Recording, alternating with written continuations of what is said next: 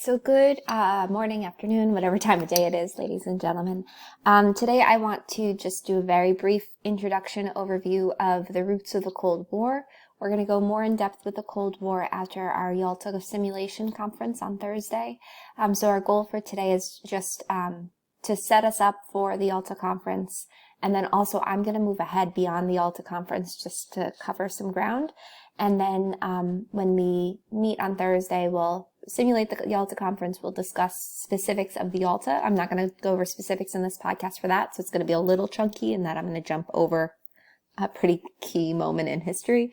And then from there, we're going to look at some of the policies that sort of set up the dynamics that we'll continue to really explore with the Cold War, which is a truly fascinating topic that has really set up our modern day dynamics in society of Europe today. So it's really critical importance in my world, in my view.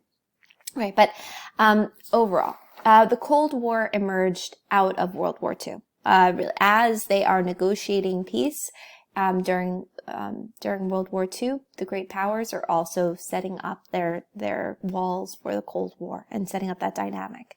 This is going to last nearly another half century of tension. So the Grand Alliance of the three powers only existed as long as Hitler posed a threat. So those three powers, when I'm discussing the three powers, France is not included because France had been invaded and taken over. So when we talk about the alliance and the powers that are included in there, we are discussing the idea of the United Kingdom, the United States, and the Soviet Union as our Grand Alliance. This alliance and this great marriage between these powers was only going to last as long as Hitler was alive. And they all acknowledged it. And the reason being is because they have a deep-seated mistrust of one another. And it goes beyond just, oh, you're communist and I'm capitalist. It's foundational upon the histories of the different areas. If you think back to the history of the Soviet Union, during that early Civil War, the British and the United States invaded the Soviet Union on behalf of the White Army. They were part of the White Army trying to end the rise of the Bolshevik Party. The United States and Great Britain ignored the Soviet Union and Stalin when he was warning of Hitler's aggression during the 1930s. And instead, Churchill in particular, not Churchill, Chamberlain, was practicing appeasement, giving in to the demands of Hitler rather than seeing Stalin get any more power, right? He viewed that it was a lesser evil of the two. And then on the other side, though, Stalin wasn't innocent either. I mean, during World War I, the Soviet Union had reneged on all their promises that they had made to the Allied powers, organizing a separate treaty that really was a betrayal on their side, right, ending it being a two-front war. And then in addition to that, they never paid back their debts from the war because the Soviet Union said it wasn't their debt, it was the debt of the Tsar. In addition to that, the Nazi-Soviet pact, I mean, sure, Hitler might have been posing a threat, but then there you go. You started the war, Stalin, by agreeing to that Nazi-Soviet pact, right? That they automatically put the blame on them. And so we see this tension. Now, before we get to the point of peace, even before the United States entered the war, they were already negotiating what would it look like if we entered. The United States was a great power. It had financial backing, it had the money, it had the resources, and the United Kingdom in particular wanted them, needed them to get involved in this war. And so in the lead up to World War II, for the United States' involvement into the war, Roosevelt really wanted to make sure that the war was going to be fought for the benefit of the United States and for their gain. And so we have a few different precursors to peace for this war negotiations. One was the Atlantic Charter, which really outlined that the aims for the war would be freedom of the seas, equal economic opportunity, and an abandonment of aggression, so developing some kind of collective security measure. This starts outlining the future United Nations, as well as restoration of rights for conquered people, setting up self-determination. By January 1942, it was just in December, the month prior, that the United States had been attacked on Pearl Harbor. January of 1942, 26 nations to gather in Washington, D.C. to plan out the war from this point forward. And they immediately insist upon unconditional surrender. For Roosevelt, his view is sort of this idea of a grand alliance that we want to be benefiting. The United States wants to benefit by all of us getting along and by having global trade, and world trade will all be peaceful and hunky-dory and we'll get wealthy, the United States. For Churchill, he's aiming for a balance of power. And that's the phrase he keeps pushing for, because he's recognizing that the United Kingdom's place in the sun is starting to really get overshadowed by the United States and by this new emerging power. So Churchill's constantly trying to remember this idea of a balance of power. And so they're looking to avoid the Soviet Union from gaining too much power, that it dominates post-war. But it's also a little worried about the United States. And so what Churchill starts to turn to is to France. And so he will continuously turn to France to start to see, I need France, my buddy, to also be part of these negotiations. So that way he's not the small, medium power there. And then for Stalin, he's really calling for socialism in one country. He wants to maintain the Soviet Union. He wants to maintain that it's socialist. And he insists then that it needs protection, that I need to protect my interests. Therefore, I might need some additional buffer. I can't trust you guys. I need my own allies, right? So you have these things. So within this context then, by the end of the war is waning, there are three major conferences where the big three, Churchill, Roosevelt, and then later Truman, along with Stalin, will meet to negotiate the peace treaty. Tehran occurs in November of 1943, and it's at this point that they start like a second front. They announce a unified military action against Germany, and they plan the storming of Normandy. It's also in this meeting in Tehran where they discuss partitioning Germany, and that's really in the interest of appeasing Stalin. And then they also start outlining the United Nations. During the Tehran negotiations is when Roosevelt is first trying to get Stalin to agree to help fight in Japan. At this time, it was really only the United States fighting that front of the war, the Pacific Theater. And so Roosevelt is looking for some support there.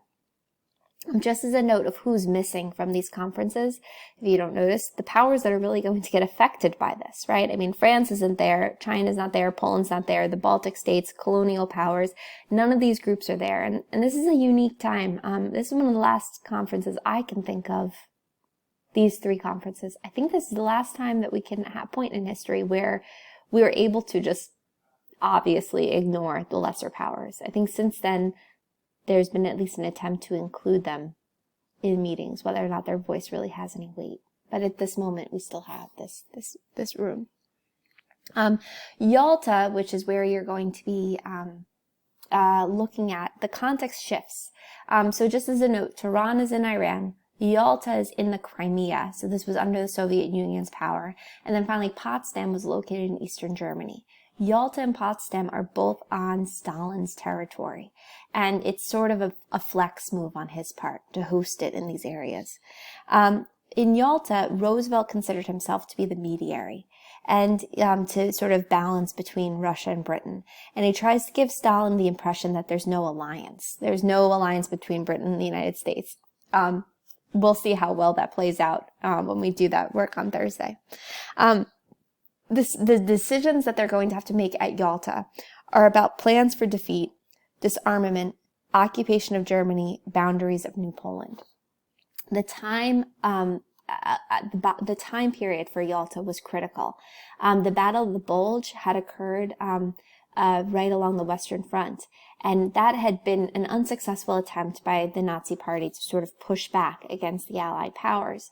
However, although it was unsuccessful, it did hold up the Allied powers along the Western Front, which meant that Stalin and the Red Army were going to successfully go past through Eastern Europe into East Germany, and they're going to be able to liberate Berlin before the United States and Britain will be able to get there.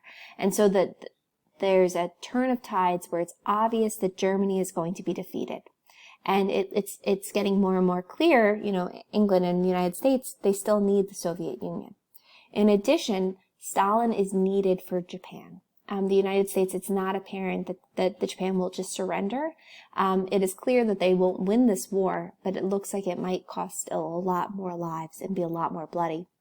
And so the United States at Yalta is also really trying to convince Stalin to help out at Japan, because it was a war that the Soviet Union could sort of just let the United States have to deal with. and instead it's sort of a negotiating tactic for them. So Yalta itself, and this is just this is what you're going to be looking at in class on Thursday, right? This is the simulation itself. You're each going to be representing a country, so you're going to negotiate the issues you believe are most pressing. You want to be specific. You're going to justify your reluctance to accept other person's requests. You must, in the end, though, reach a consensus among the different countries. And so you want to consider what are the goals of each country at Yalta, to what extent do these decisions reflect global concerns, what role does personality play in the negotiating process, and does the agreement resolve, ignore, or create even more divisive issues? Because personality played a major role in these conferences. And so the rest of Yalta, you're going to be, we're going to be negotiating together. But I just want to now go ahead and just quickly touch on what happened in Potsdam, because the role of personality here is actually a really critical change. So as I said, Potsdam was happening in Eastern Germany. Potsdam itself is a quick trip out of Berlin. It's a really pleasant trip to get to. You just hop on a train.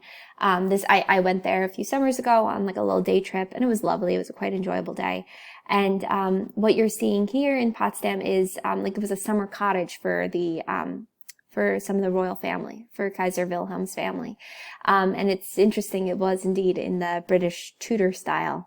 To make it look like a little English cottage when it was built. If you remember the dynamic between the German Kaiser and the monarchy, the Queen Victoria's monarchy, that they were all family. It's quite a statement when you think about German's history and relationship with the United Kingdom. But the thing I want to point out here is not something that Kaiser Wilhelm had put in, but instead something Stalin had installed immediately before the start of this. Now you have to remember, World War II is still in the midst of all of this for Potsdam. Germany has been invaded though, and it's very clear that there's going to be that Germany is defeated. Now it's really a negotiation in terms of Japan, but there was still massive starvation. There's a lack of resources. There's tons of issues right now throughout all of Europe. And yet Stalin manages to insist that flowers be planted at Potsdam in the shape of a red star, to really remind all who are present who's boss, and using a Soviet symbol there in the middle as sort of a welcome sign to the other powers, right? And so at Potsdam, they're going to once again go over more details about the occupation of Germany, how do we administer defeated Germany, and how do we negotiate a declaration of surrender of Japan. And the big difference in Potsdam is that instead of Roosevelt being present, Truman is going to be there. And Churchill, midway through, is actually going to find out he lost the election. And instead of having a conservative in the United Kingdom, they're going to have a Labour Party member, Attlee, who's going to replace him. So Stalin will then be the only one with the experience of these negotiations, with the past history and legacy, and he's able to really push around the other two sides during Potsdam, which is going to increase aggression. Particularly Truman takes it more personally and responds in aggressive manners. So there starts to be really a lot of disagreements over the permanent borders of Germany and free elections in Eastern Europe. Stalin is aware that there's no way that Poland would vote pro-Soviet after the war. And so although they agree on these free self-determination, Stalin insists on the need for Eastern states in Europe to remain communist, for him to be able to sort of liberate them under the guise of communism, have the Red Army remain in those areas. The United States also at this conference stated plans to remain in Europe for an indefinite amount of time. And in fact, the United States has never left. We still have many army bases in Germany, in the middle of Germany there. And they agreed that Germany would get at least half of total reparation in terms of reparation in kind. So Germany is going to be based on districts either having to pay reparations or actually benefiting from some kind of reparation question here. The Soviet Union is going to want really harsh reparation payments and will seize factory production and goods and send them to the Soviet Union to help rebuild there. Meanwhile, the United States and Great Britain will in the end not ask for any kind of reparation payment on behalf of Western Germany. However, in this agreement, Germany itself is going to be divided into 4 sectors, and it will be divided into 4 sectors. Berlin itself will also be divided into 4. Germany will be demilitarized, and Berlin itself sort of sets up to become this island surrounded by the Eastern Bloc. The colors here are all wrong. I'm just realizing on this picture of the Cold War, Eastern Bloc, Western Bloc, all wrong. Austria also is going to be divided into 4. We tend not to talk a lot about Austria history, but it is important to note that Austria will also be divided into 4. However, Austria will not have to pay any reparations because it was viewed as to be dragged into this war. Italy is going to be demilitarized and will lose its colonies.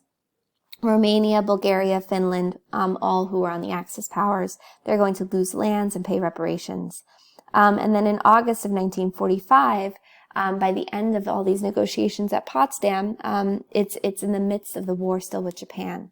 And so on August 6th, this is August 2nd was the end of Potsdam. August 6th, Hiroshima is attacked by an atomic bomb. The United States drops a bomb on Hiroshima. August 8th, the Soviets will then declare war on Japan. And so because of these divisions in Europe, the Soviet Union is expecting a similar outcome. You know, hey, we're helping you with Japan. Asia will also be then divided between the United States and the Soviet Union. So since we dropped one atomic bomb over Japan, and then the Soviet Union declares war on Japan immediately following, the United States then drops the second atomic bomb in Nagasaki, and Japan surrenders. A motivation for the United States to be using those atomic bombs then is not as much about trying to defeat Japan as much as trying to avoid the Soviet Union now further encroaching. So it was a strategy for the United States to sort of try and stop the advancement of the Soviet Union into Asia. And this is going to sort of create this dynamic. So at Potsdam, the United States was quite hostile to the Soviet Union. And there's a question of, were they able to be so hostile and sort of snooty and no longer asking as much for help in Japan because we had the new nuclear technology? Or was it a factor of Truman and who he is compared to Roosevelt? Sort of like, what are the motivations and goals of the different people? Okay, so with that, you have these different peace negotiations. Now there are, and we're going to do an activity on who started the Cold War. So I'm sorry, I'm sort of jumping around. But despite when we talk about the Cold War and that we have these divisions, we do have examples of international cooperation immediately following World War II. So some of the ways that we have this is we have the creation of the United Nations. And the United Nations is that example of going back from Woodrow Wilson and his principle of collective security. The role of the United Nations, if you're aware, right, it's played a big role in terms of the Korean War from 1950 to 1953. It's the United Nations that is entering that war, not the United States, right? It's the United Nations that's there.